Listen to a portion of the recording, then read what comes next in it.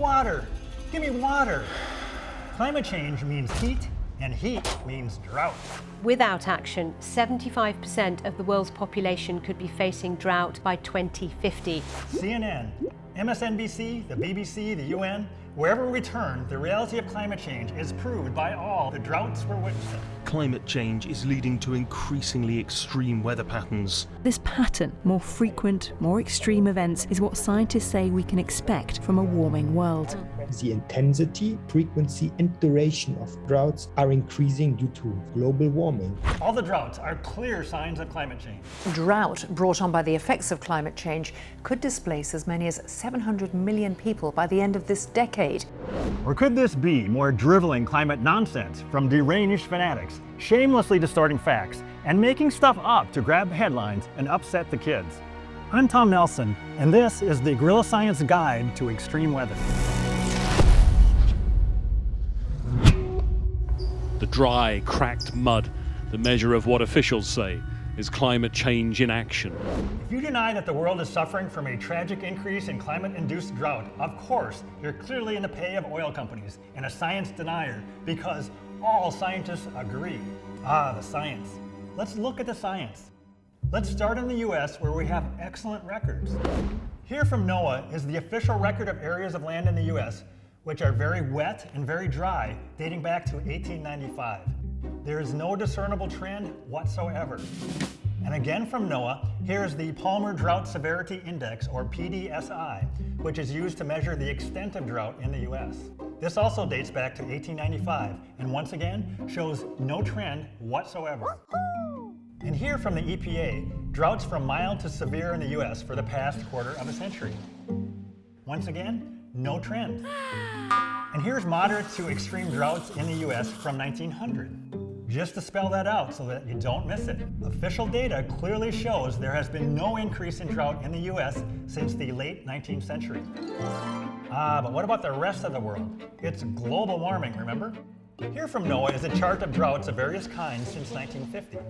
There is no discernible trend. And here is an even more accurate satellite picture of global areas affected by drought since the early 1980s, published by NASA and NOAA. It shows a slight decline. Once again, just to spell it out, and I hate to be boring here, according to official data, there has been no increase in drought. This is confirmed by multiple scientific studies. A study on global drought published in the science journal Nature Climate Change in 2021 concluded there was no global drylands expansion under greenhouse warming, contrary to previous claims. Another published in the journal Atmospheric Research in 2022 concluded meteorological drought in most climate regions intensified during 1902 to 1958, but showed a wetting trend during 1959 to 2014.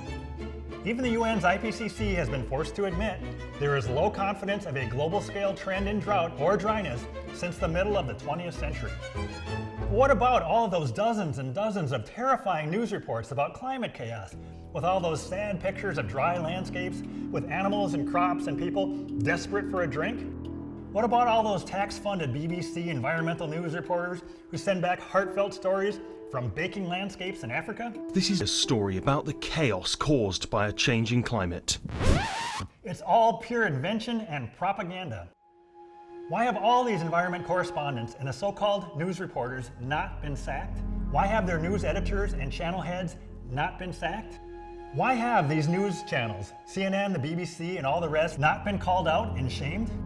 Many of us by now have learned not to trust them. Many of us are no longer shocked at the willingness of major news organizations to mislead us. What's to stop them? Scientists who are perfectly well aware that there is no increase in droughts or hurricanes or wildfires are reluctant to speak out. Many, sadly, are complicit in a climate scam, reliant on climate funding.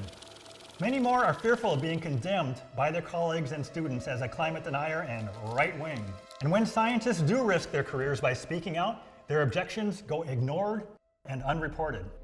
The mainstream media knows if you make the lie big enough, if you repeat it again and again and again, if your absurd claims go unchallenged by other channels or environmental journalists, if there are enough climate activists posing as scientists who are willing to repeat and support the lie, then you'll get away with it. Not anymore. At Guerrilla Science, we're calling time on the climate scam and the shameless lies of MSM. Don't get taken in by the climate BS. Check the data yourself. My name is Tom Nelson. You're watching Guerrilla Science. Please subscribe to our channel and donate to carry on. We need your help.